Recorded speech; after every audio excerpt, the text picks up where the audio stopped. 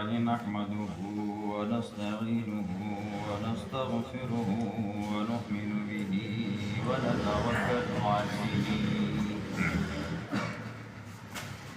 ونعوذ بالله من شرور أنفسنا ومن سيئات أعمالنا من يهده الله فلا مضل له ومن يضلله فلا هادي له ونشهد أن لا إله إلا الله وحده لا شريك له ونشهد أن سيدنا ومولانا محمدا عبده ورسوله أما بعد فأعوذ بالله من الشيطان الرجيم بسم الله الرحمن الرحيم إنا نحن نزلنا الذكر وإنا له لحافظون قال النبي صلى الله عليه وسلم قال الله تعالى ثلاثة أنا خصمهم يوم القيامة رجل أعطى بي ثم غدر ورجل باع حرا فأكل ثمانه ورجل استأجر أجيرا فاستوفى منه ولم يعطه أجرا أو كما قال عليه الصلاة والسلام سبحانك لا علم لنا إلا ما علمتنا إنك أنت العليم الحكيم. میرے عزیزو، نوجوان ساتھیوں، بزرگوں، آج کا ہمارا یہ اجتماع ختم قرآن کے سلسلے میں اس بیٹھک کے اندر منعقد ہوا ہے. بڑی خوش نصیبی کی بات ہے اور بڑے اعزاز کی بات ہے اس بچے کے لیے اور اس کے والدین کے لیے اور اس گھر کے مالک کے لیے جہاں پر قرآن مجید سنایا گیا. انتہائی خوش نصیب ہیں وہ والدین جن کے بچوں نے اس مرتبہ رمضان مبارک کے اندر اللہ کی لاریب کتاب 30 پاروں کو عوام کی سامنے بیان فرمایا اور ان کی کانوں کی سماعتوں کے ساتھ ٹکرایا. اور خوش نصیب ہے وہ بچہ جسے اللہ رب العزت نے اتنی بڑی دولت سے مالا مال فرمایا کہ دنیا کی ساری دولت ایک طرف، یہ قرآن جیسی دولت ایک طرف، اس کا کوئی مقابلہ نہیں کر سکتا. اور خوش نصیب ہیں وہ اس کے رشتہ دار جن کے لیے اللہ کے پاک پیغمبر نے اس بچے کے بارے میں یہ بشارت عطا فرمائی تھی کہ یہ بچہ حافظ قرآن، عالم قرآن، قیامت والے دن آپ نے ایسے 10 رشتہ دار جن کے اوپر اللہ نے جہنم کو واجب کر دیا ہوگا ان کو جنت کے اندر داخل فرما دے. یہ بہت بڑا اعزاز ہے. دنیا کے کسی بھی انسان کو اللہ نے یہ اعزاز نہیں دیا، صرف اور صرف حافظ قرآن، عامل قرآن کو اللہ نے عطا فرمایا. بغیر تمہید کے وقت بھی گزر چکا ہے، ہم بھی 2 پروگراموں سے ہو کر آ چکے ہیں یہاں پر. مختصر بات یہ ہے، آج کی اس نشست کے اندر 3 ایسے بد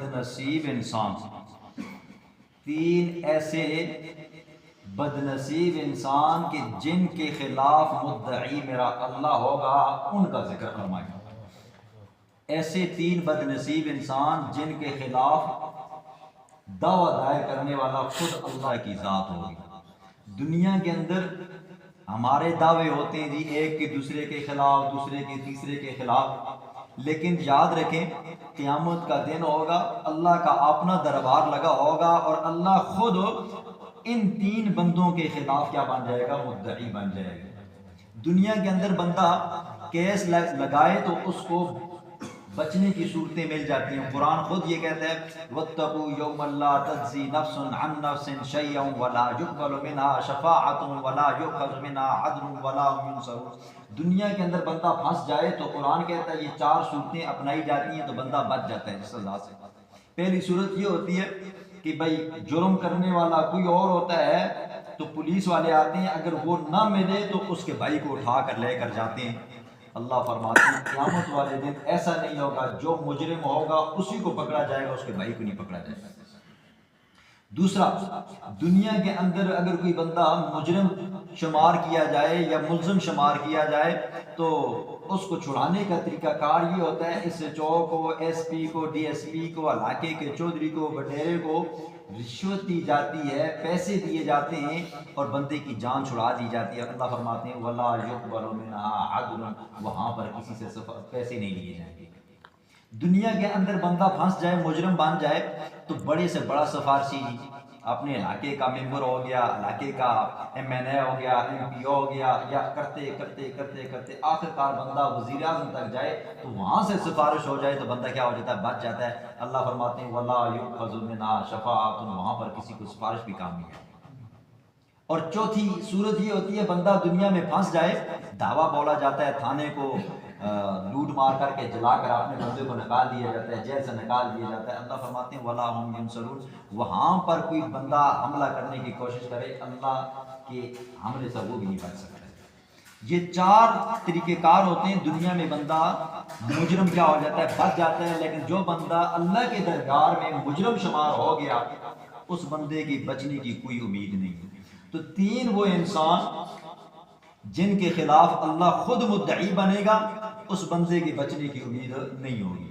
پہلا کون سا انسان؟ فرمایا رجل اعطى به ثم غدر، پہلا وہ انسان جو اللہ کے نام کی قسم اٹھاتا ہے، اللہ کے نام کے ساتھ وعدہ کرتا ہے پھر وعدے کو توڑ دیتا ہے۔ وہ انسان جو اللہ کی نام کی قسم اٹھا کر پھر اس کو کیا کر دیتا ہے جی؟ توڑ دیتا ہے۔ تو فرمایا اس بندے کے خلاف قیامت والے دن خود اللہ مدعی بنیں گے، اور ظالم انسان تو نے میرے نام کی قسم اٹھائی اور آج کیا کر دیا جی؟ تو نے اس کو توڑ دیا، لہٰذا میں تیرے خلاف کیا ہوں؟ مدعی۔ اس کی مثال اللہ کے پاک پیغمبر نے دی ہے، بخاری شریف کا روایت اور واقعہ۔ اللہ کے پاک پیغمبر نے فرمایا بنی اسرائیل کے زمانے کے اندر ایک بندہ تھا، غریب تھا، اس کو کچھ پیسوں کی ضرورت پڑ گئی، حاجت بن گئی۔ وہ بندہ اپنے علاقے سے چلتے چلتے امیروں کے گھرانے میں آیا، امیروں کے علاقے میں آیا، دروازے پہ دستک دی، اندر سے بندہ امیر نکلا۔ اس امیر کو کہا میری یہ حاجت ہے، مجھے 1000 دینار چاہیے اور وقت واپس آئے گا تو میں کیا کر دوں گا؟ واپس کر دوں گا۔ ظاہر بات ہے جی غریبوں کو اتنا جلدی کوئی قرضہ نہیں دیتا، ان کو پتہ ہے جی اتنے 1 لاکھ روپے میں اگر اس کو دوں گا تو یہ مجھے واپس کرے گا، کیسے کرے گا؟ تو اس امیر نے کہا ٹھیک ہے جی تو قرضہ مانگنے کے لیے آئے، میں تیری یہ حاجت پوری کر دوں گا، لیکن مجھے یہ بتا تیرے اس قرضے کے اوپر ضامن کون بنے گا؟ تو اس غریب بندے نے کیا جب دیکھا نا جی مجھے جاننے پہچاننے والا کوئی نہیں، تو کہنے لگا وَكَفَى بِاللَّهِ وَكِيلًا، میرے لیے اللہ ہی کفیل ہے، اللہ ہی ضامن ہے، آج میرے پاس کوئی گواہ نہیں ہے، مجھے جاننے پہچاننے والا کوئی نہیں ہے، تو مجھے اگر 1000 روپیہ دیتا ہے میری حاجت پوری ہو جاتی ہے، میں اس کے اوپر اللہ کو ضامن بنا لیتا ہوں۔ امیر نے کہا تو نے تو بڑی ذات کو کیا کر دیا جی؟ ضامن بنا دیا۔ ٹھیک ہے مجھے یہ بتا کہ یہ جو تم مجھ سے قرضہ لے رہا ہے اس قرضے کے اوپر کوئی گواہ بھی ہے یا نہیں؟ کہنے لگا ضامن بھی اللہ ہے، اس وقت میرے اس معاملے کے اوپر وَكَفَى بِاللَّهِ شَهِيدًا، گواہ بھی اللہ ہے، میرے پاس ضامن کوئی نہیں ہے، میں اللہ کو ضامن بناتا ہوں، میرے پاس گواہ کوئی نہیں ہے، میں اللہ کو گواہ بناتا ہوں۔ وہ بندہ اس نے قرضہ دیا، قرضہ دینے کے بعد وہ بندہ قرضہ لے کر چلا گیا، وقت نیٹا مقرر ہو گیا کہ بھئی فلاں تاریخ کو فلاں جگہ پہ کیا کر دوں گا میں آپ کو واپس کروں گا۔ دن گزرے، نیٹا آیا، وقت آیا، تاریخ آئی، وہ بندہ غریب بندہ دریا کے کنارے پہ پہنچا۔ اس نے دیکھا نہ کشتی ہے، نہ ملا ہے، نہ دریا کو پار کرنے کا کوئی اور راستہ ہے، نہ کوئی اور حل ہے۔ اب وہ بندہ پریشان ہوا، میں نے اللہ کو ضامن بنایا تھا، آج اگر میں اس بندے تک نہ پہنچا اس بندے کا ایمان مجھ سے بھی اٹھ جائے گا اور اللہ کی نظروں کے اندر میں بھی گر جاؤں گا۔ میں نے اللہ کو ضامن بنایا ہے، اگر پیسے وقت پر نہیں پہنچائے تو بندہ کہے گا بڑا جھوٹا انسان تھا، اور اللہ کے ہاں میں کیا جواب دوں گا، اور اگر میں واپس نہ پہنچا تو وہ بندہ یہ تصور کرے گا وَكَفَى بِاللَّهِ شَهِيدًا، اس بندے نے اللہ کو گواہ بنایا تھا، کتنا جھوٹا انسان ہے، اور اس جھوٹ کے اوپر کل اللہ کے دربار میں میری گرفت بھی ہو سکتی ہے۔ اس بندے نے پتہ کیا کیا جی، ایک لکڑی لی، لکڑی کو اندر سے کوریدا، 1000 دینار کی تھیلی اس کے اندر ڈالی، بند کی، بند کرنے کے بعد اس نے دریا کے سپرد کر دی، اور اس بندے نے کہا اے اللہ، جب میں قرضہ لے رہا تھا میرا ضامن بھی تو تھا، اور جب میں قرضہ لے رہا تھا میرا گواہ بھی تو تھا، اب اس قرضے کو، اس امانت کو اس تک پہنچانے والا بھی تو ہے۔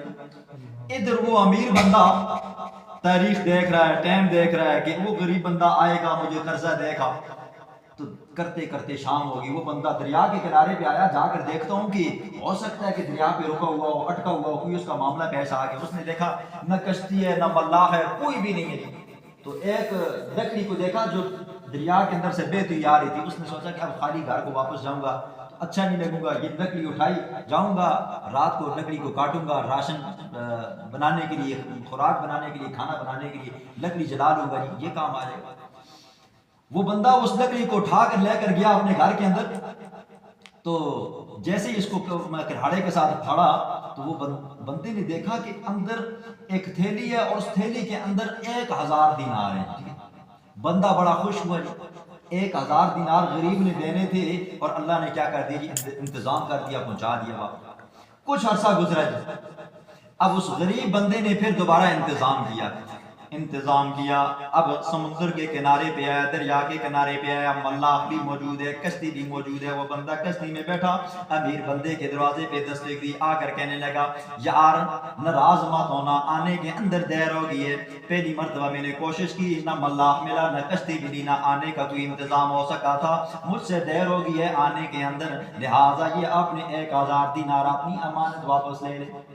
امیر بندے نے کہا یار وہ تو مجھے پہنچ چکے ہیں، 1000 دینار جو تو نے مجھ سے لیے تھے وہ تو مجھے کیا کر دیے جی، پہنچا دیے گئے تھے۔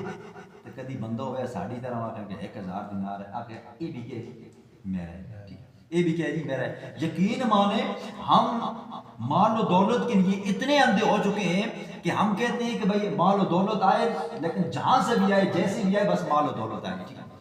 ایک اور حدیث ہے، اللہ کے پاک پیغمبر صحابہ کے جرمت میں بیٹھے ہوئے ہیں، حضور نے پوچھا اور میرے یارو وفادارو بتاؤ مانیل مفلس غریب کون ہے، مفلس کون ہے، غریب کون ہے؟ صحابہ نے کہا یا رسول اللہ غریب تو وہی ہے جس کے پاس پیسے نہ ہوں۔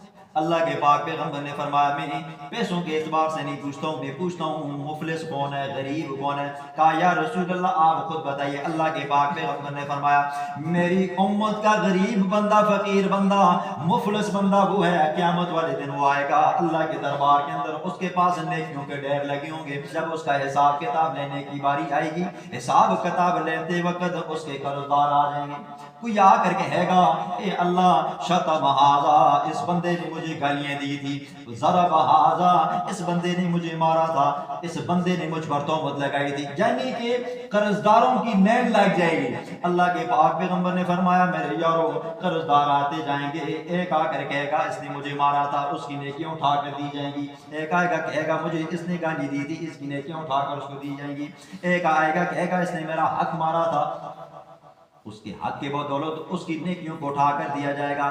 کرتے کرتے اس بندے کی نیکیاں ختم ہو جائیں گی، قرضداروں کی لین باقی ہوگی۔ اللہ کے پاک پیغمبر نے فرمایا پھر اللہ رب العزت کی طرف سے اعلان ہوگا اب نیکیاں ختم ہو چکی ہیں، اب ان قرضداروں کے گناہ اٹھا کر اس کے نامہ اعمال کے اندر ڈالے جائے۔ ڈالتے ڈالتے جتنی نیکیاں لے کر آیا تھا اتنی نیکیوں کے بدلے میں اس کے اوپر گناہ آ جائیں گے۔ فرمایا یہ مفلس ہے، کون مفلس ہے؟ نیکیوں کے انبار لے کر گیا، ڈھیر لے کر گیا، لیکن جب محشر کا میدان لگا وہاں پر کس کس کا اس نے حق لیا تھا وہ حق اس کو واپس کیا، اور اپنے پاس کچھ نہ بچا، ان کے گناہ اٹھا کر اس کے کھاتے میں ڈالتے گئے، جتنی نیکیاں لائیاں تھا اس سے زیادہ کیا ہو گیا۔ فرمایا یہ کیا ہے جی؟ مفلس ہے۔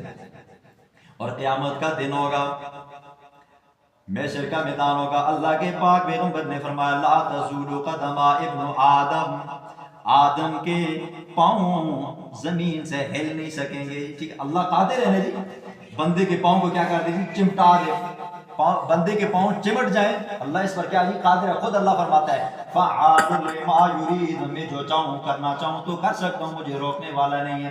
بندے کے پاؤں وہاں پر رک جائیں گے، جم جائیں گے۔ اللہ کے پاک پیغمبر نے فرمایا حتی یسأل عن اربع، یہاں تک کہ بندہ 4 سوالوں کے بارے میں جواب نہ دے۔ 4 سوال کیے جائیں گے اور ان 4 سوالوں کا جواب دیا جائے گا۔ جب تک وہ جواب نہیں دے سکے گا اس کے پاؤں ایک انچ نہ آگے جا سکیں گے نہ پیچھے آ سکیں گے۔ پہلا سوال عن عمرہ، میں نے تجھے عمر دی تھی، یہ عمر کہاں پہ گزاری ہے؟ ہاں، میں نے تجھے عمر دی ہے، یہ عمر کہاں پہ گزاری ہے؟ ظاہر بات ہے وہاں پر بندہ کہے گا جی ہاں اے اللہ، میں نے شراب خانوں کے اندر گزاری ہے، میں نے حرام خوروں کے اندر گزاری ہے، میں نے برے کاموں کے اندر گزاری ہے۔ بندہ کہے گا، بندہ جھوٹ نہیں بول سکے گا۔ اور اگر جھوٹ بولنے کی کوشش کرے گا، اللہ کا قرآن کہتا ہے الیوم نختم علی افواہہم وتکلمنا ایدیہم وتشہد ارجلہم بما کانوا یکسبون۔ اللہ منہ کے اوپر مور لگا دے گا، پٹی باندھ دے گا، اس وقت بندے کے خلاف بندے کے ہاتھ گواہی دیں گے، بندے کے پاؤں گواہی دیں گے۔ اے اللہ ان ہاتھوں کے ساتھ یہ گناہ کیا ہے، اے اللہ ان پاؤں کے ساتھ چل چل کر کے یہ گناہ کیا ہے۔ اور سورۃ سجدہ میں اللہ کا قرآن کہتا ہے جب بندے کی اعضاء گواہی دیں گے بندے کے خلاف، تو بندہ کہے گا کہ تم ہمارے خلاف کیوں بولتے ہو، تم ہمارے خلاف کیوں گواہی دیتے ہو؟ ہم نے تو تمہاری ان ہاتھوں کی راحت کے لیے، پاؤں کی راحت کے لیے تو کیا کیا تھا؟ یہ سارے حرام کام کیے تھے، جھوٹ بولے تھے وغیرہ وغیرہ، ٹھیک ہے۔ اس وقت انسان کے یہ اعضاء بولیں گے قالوا انطقنا اللہ، وہ اللہ جو دنیا میں تجھے بلایا کرتا تھا آج وہ اللہ ہمیں بلا رہا ہے، ٹھیک ہے۔ ہم خود نہیں بول رہے جی، ٹھیک ہے، یہ انگلیاں بولیں گی، ہاتھ بولیں گے، پاؤں بولیں گے، ٹھیک ہے، کان بولیں گے، ان زبان بولے گی، اس زبان کے ساتھ آپ نے جھوٹ بولا تھا، تہمت لگائی تھی وغیرہ وغیرہ۔ پاؤں کہیں گے کہ ہم ان پاؤں کے ساتھ چل کر کیا کیے تھے جی؟ حرام کاموں کی طرف گئے تھے۔ وہاں پر بندے کے بچنے کی کوئی چانس نہیں ہوگا۔ پہلا سوال عن عمرہ، اور میرے بندے یہ بتا جو تجھے میں نے عمر عطا کی تھی وہ کہاں پر گزاری ہے؟ دوسرا سوال وعن شبابہ، جو جوانی تجھے دی تھی یہ جوانی کہاں پہ گزاری ہے؟ ہاں۔ تیسرا سوال وفی مالہ، یہ جو مال تو نے کمایا تھا کہاں سے کمایا تھا، کہاں پہ لگایا تھا؟ اس کا سوال و جواب ہوگا، اس کا حساب و کتاب ہوگا۔ مالدار بندہ جب تک ایک ایک پائی کا کیا ہے، ایک ایک پائی کا حساب نہیں دے گا تب تک کیا جی جنت میں نہیں داخل ہو سکے گا۔ اور غریبوں کے بارے میں اللہ کے پاک پیغمبر نے فرمایا تو بال الغرباء، غریبوں کے لیے کیا جی خوشخبری، پیسے ہی نہیں ہے، ٹھیک ہے، دوڑتے کتنے ہزار سال پہلے جنت میں داخل ہو جائیں گے، ہزار سال۔ اور مالدار بندہ اپنی پائی پائی کا حساب دیتے دیتے دیتے دیتے اتنے سال گزر جائیں گے۔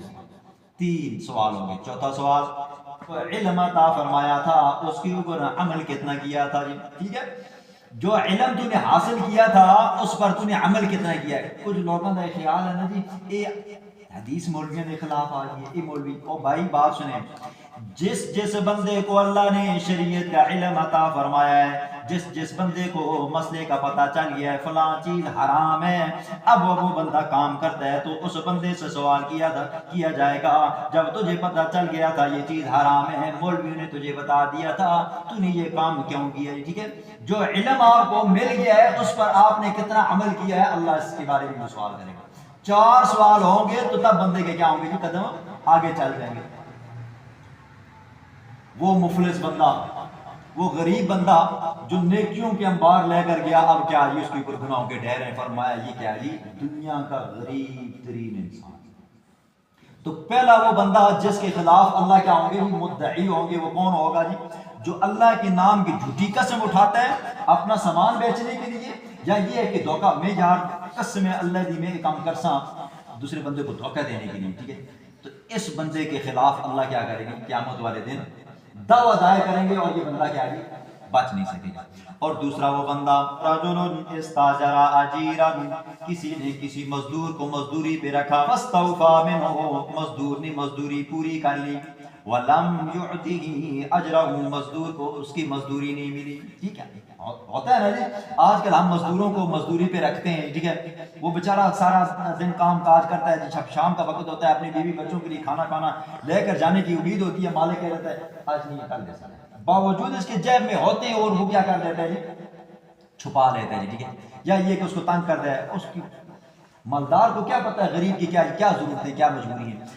ہر وہ ملازم، ہر وہ مزدور، ہر وہ ماتحت جس کی تنخواہ کو، جس کی اجرت کو اس کا مالک روک دیتا ہے، قیامت والے دن اللہ رب العزت اس مالک کے اوپر اللہ دعویٰ دائر کریں گے، خود اللہ کیا بن جائے گا؟ مدعی بن جائے گا۔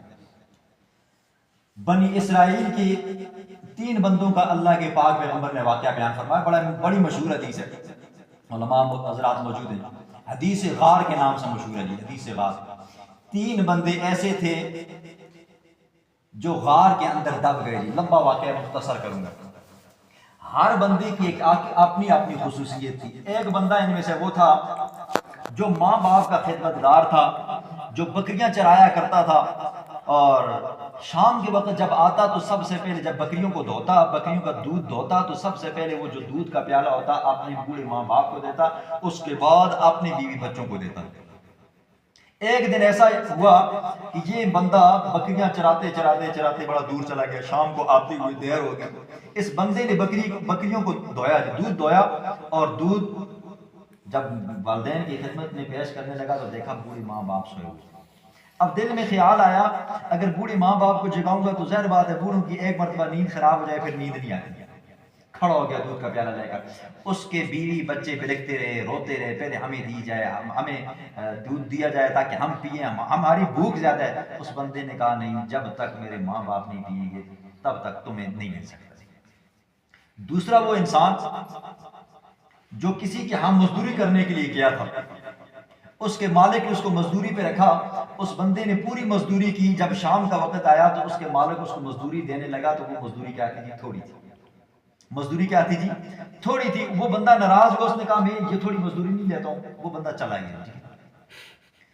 یہ جو بندہ پیچھے مالک تھا، اس بندے نے اس کی مزدوری کو جمع کرنے کے بعد اس نے اس کو آگے کاروبار میں لگایا، اور وہ کاروبار اتنا بڑا کہ بکریاں نوکر چاکر آگے اس کو سنبھالنے والے بے تحاشا اجڑوں کے اجڑ ہو گئے۔ تیسرا وہ بندہ جس کو اپنی چچازاد بہن بہت پیاری لگتی تھی، عشق ہو گیا اس کے ساتھ، اور اس کا دل چاہتا تھا کہ میں اپنی اس چچازاد کے ساتھ اپنی خواہش کو کیا کروں گی؟ پورا کروں۔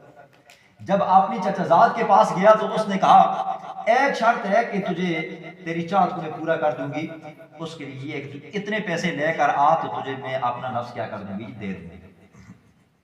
اب یہ 3 بندے، یہ تیسرا بندہ یہ گیا، محنت مزدوری کی، اور مزدوری کرنے کے بعد پیسے لے کر آیا، چچازاد بہن کے سامنے رکھے کہ یہ وہ پیسے جو تو نے مانگے تھے، لہٰذا اب میری خواہش کو کیا کر جی؟ پوری کر۔ وہ عورت کہنے لگی اتق اللہ، اللہ سے ڈر اور میری عزت کے اوپر حملہ نہ کر۔ یہ 3 بندے سمجھ آ گئی ہے، ایک وہ ماں باپ کا خدمتگار، اور ایک وہ جو مزدوری چھوڑ کر چلا گیا، اور اس بندے نے مالک نے کیا کر دیا جی؟ اس کی مزدوری کو بڑھا چڑھا کر کیا کر دیا؟ پیش کر دیا۔ اور تیسرا وہ بندہ جو عورت کے عشق میں مبتلا تھا اور اس کے ساتھ حرامکاری کرنے کی تلاش میں تھا، عورت نے کہا اتق اللہ، اللہ سے ڈر، اور وہ کیا ہو گیا؟ بندہ ڈر گیا۔ یہ 3 بندے تھے۔ اللہ کے پاک پیغمبر نے فرمایا یہ تینوں جا رہے تھے، اتفاقاً ملاقات ہوئی، راستے میں بارش لگی، تینوں نے سوچا بارش جب تک تھم نہ جائے تو ہم ایک غار کے اندر پناہ لیتے ہیں۔ غار کے اندر گئے، خدا کا کرنا ایسا ہوا اوپر سے چٹان کھسکی اور غار کو بند کر دیا، تینوں کے تینوں کیا ہو گئے؟ بند۔ یہ وہ 3 بندے جو خدمتگار تھے، جن کا کوئی نہ کوئی نیک عمل تھا، وہ بندے کیا ہو گئے؟ غار کے اندر بند ہو گئے۔ اب انہوں نے سوچا زندگی کی کوئی امید نہیں ہے، ٹھیک ہے، اب موت کیا یقینی ہے، لہٰذا ہر بندہ یہ کوشش کرے کہ اس نے زندگی کے اندر کوئی ایک ایسا عمل جو صرف اور صرف اللہ کی رضا کے لیے کیا ہو، اس کا اللہ کو واسطہ دے، اور اللہ کیا کر دے گا؟ ہو سکتا ہے اللہ ہمیں کیا کر دے جی؟ اس غار سے نکال۔ اب تینوں بندوں نے پتہ کیا کیا جی، وہ اپنے اپنے عمل پیش کیے. پہلا بندہ ماں باپ کا خدمتگار، کہنے لگا اے اللہ تو جانتا ہے میری یہ عادت تھی، میں اپنی ماں باپ کی خدمت کیا کرتا تھا. ایک دن بکریاں لے کر دور چلا گیا، شام کو واپس آیا، میں نے بکریوں کا دودھ دویا، دودھ کا پیالہ اٹھایا، ماں باپ کی خدمت میں حاضر ہوا. ماں باپ سوئے ہوئے تھے اور میں نے ماں باپ کو جگانا گوارا نہ کیا. میرے بیوی بچے روتے رہے، میرے چھوٹے چھوٹے معصوم بچے میرے پاؤں کے ساتھ لپک لپک کر رونے لگے. ابا جان پہلے ہمیں دودھ پلا، ہمیں دودھ پلا. میں نے کہا تھا جب تک میرے ماں باپ نہ پیئیں گے میں تب تک تمہیں نہیں پلاؤں گا. اے اللہ میں نے تیری رضا کی خاطر تیرے حکم کے مطابق میں نے اپنے ماں باپ کے حق کو پہلے رکھا ہے، میں نے اپنی بیوی بچوں کے حق کو بعد میں رکھا ہے. اے اللہ میرا یہ نیک عمل اگر تجھے پسند آ گیا ہے تو اس چٹان کو ہٹا، ہمارا راستہ کھول دے. وسیلہ کیا جی، اسی وسیلے دی دعا منگتے ہیں جی، وسیلے دے قائل ہیں ٹھیک ہے، لیکن وسیلہ قرآن والا. اب اس بندے نے دعا کی میرا یہ عمل اے اللہ اگر میں نے تیری رضا کے لیے کیا تھا، نیک پسند آیا تجھے، اس چٹان کو ہٹا دے، راستے کو کھول دے. چٹان سرک کے لیے ٹھیک ہے، اللہ نے راستہ تھوڑا سا ہموار کیا، روشنی آنے لگی. دوسرا بندہ جس نے مزدور کی مزدوری اپنے پاس رکھی تھی، کہنے لگا اے اللہ میری اس بندے کے ساتھ اتنی پیسوں کے اوپر اتنی اجرت کے اوپر بات طے ہو گئی تھی، وہ بندہ ناراض ہو کر چلا گیا. اے اللہ میں نے اس کی ساری اجرت کو مزدوری کو آگے کاروبار میں لگایا، تجارت میں لگایا اور اس سے بڑا نفع ہوا. پھر وہ بندہ آیا، اس کو میں نے وہ بکریاں، وہ نوکر، وہ چاکر سارے کے سارے دے دیے. اے اللہ یہ میں نے تیری رضا کی خاطر یہ کام کیا ہے، تجھ سے ڈرتی ہوئی یہ کام کیا ہے. میں نے اس کی مزدوری کو نہیں کھایا اور اس کی مزدوری کو میں نے کاروبار میں لگا کر کروڑوں پتی بنا کر میں نے اس کو واپس کر دیا. اے اللہ تیری رضا کی خاطر یہ کام کیا تھا، اگر تجھے میرا وہ عمل پسند ہے اللہ ہمارے لیے اس مشکل کو آسان فرما. اللہ نے چٹان کو اور ہٹایا، تھوڑی کھولی. تیسرا بندہ اے اللہ مجھے اپنی چچا زاد بہن کے ساتھ عشق ہو گیا، میں اس کے ساتھ بدکاری کا ارادہ کرنے کے لیے بیٹھ گیا. چچا زاد بہن نے مجھ سے پیسے بھی منگوا لیے، میں نے حاجت کو پورا بھی کر لیا، میں نے پیسے بھی انتظام بھی کر لیا.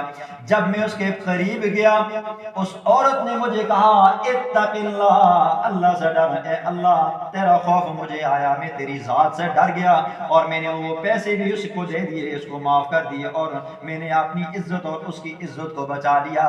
اے اللہ اگر میرا یہ عمل تجھے پسند آیا ہے تو ہمارے راستے کو کھلا فرما. اللہ نے راستہ کھولا چٹان. وہ تین بندے جو نیک عمل انہوں نے کیا تھا اللہ کے سامنے واسطہ اور وسیلہ دیا، اللہ نے راستہ کھول دیا. تو فرمایا کہ دوسرا وہ بندہ جس کے خلاف خود اللہ مدعی ہوں گے، وہ کون ہوگا؟ مالک. وہ کون ہوگا؟ مالک. وہ کون ہوگا جی؟ کمیٹی والے جو اماموں کی تنخواہوں کو کیا کرتے ہیں جی؟ روک لیتے ہیں. وہ کون ہوگا؟ مالک جو اپنے ملازم کی تنخواہ کو کیا کرتا ہے جی؟ روکتا ہے. وہ مالک ہوگا جو مزدور کی مزدوری کو کیا کرتا ہے جی؟ روکتا ہے. اللہ رب العزت اس بندے کے خلاف دن قیامت کے مدعی ہوگا جی. دوسرا بد نصیب انسان ہے.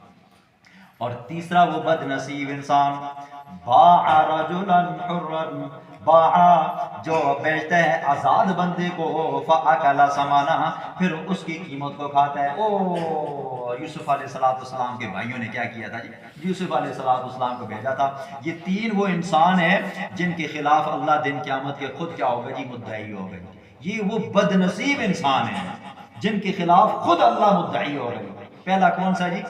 نمبر ایک وہ بندہ جو اللہ کے نام کی قسم اٹھاتا ہے، اللہ کے نام کا عہد کرتا ہے، پھر وہ کیا کرتا ہے جی؟ جان بوجھ کر اس کو توڑتا ہے. یہ بندہ اتنا بد نصیب ہے، اتنا بد نصیب ہے کہ خود اللہ کیا ہوگا جی؟ اس کے خلاف مدعی ہوگا. اور دوسرا وہ بندہ جو اپنے ماتحت کی، اپنے ملازم کی کیا کرتا ہے جی؟ تنخواہ کو روکتا ہے. یہ بندہ اتنا بد نصیب ہے کہ اللہ خود اس کے لیے کیا ہوگا جی؟ دن قیامت کے مدعی ہوں گے. اور تیسرا وہ بندہ جو آزاد بندوں کو پکڑتا ہے تاوان کی صورت میں کیا کرتا ہے؟ پھر اس سے پیسے لیتا ہے. آج ہوتا ہے نا کچے کے ڈاکو، وہ پکڑ لیتے ہیں اور پکڑنے کے بعد کیا کرتے ہیں؟ گھر والوں سے پیسے مانگتے ہیں. یہ لوگ قیامت والے دن اللہ کے دربار کے اندر کھڑے ہوں گے اور اللہ خود ان کے لیے مدعی ہوگا. ان بد نصیبوں کے لیے کوئی دنیا میں بچنے کی امید اور گنجائش نہیں ہوگی. اللہ رب العزت ہمیں عمل کرنے کی، سمجھنے کی توفیق عطا فرمائے.